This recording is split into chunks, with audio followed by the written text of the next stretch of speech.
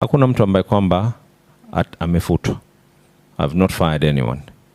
All I'm saying is, as much as you're agitating for your rights, I also need to agitate for the rights of the people of Mombasa.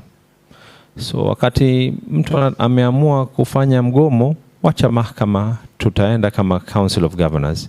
Mahakama ikitoa uamuzi ya kwa nyinyi ndio mko sawa, mahakama ikiamua tunawaregesha, tunawaomba murejee kazini. Tena natumia lugha, na situmii lugha hii kwa sababu nimekosa wafanyakazi, natumia lugha hii kwa sababu na wathamini walioko. Pili, natumia lugha hii kwa sababu Mombasa watu wake ndio supreme. Lakini na narejelea tena, lakini sio wewe uamua umeenda kugoma, mimi nimeheshimu haki yako, wewe uje kunitolea wagonjwa katika hospitali.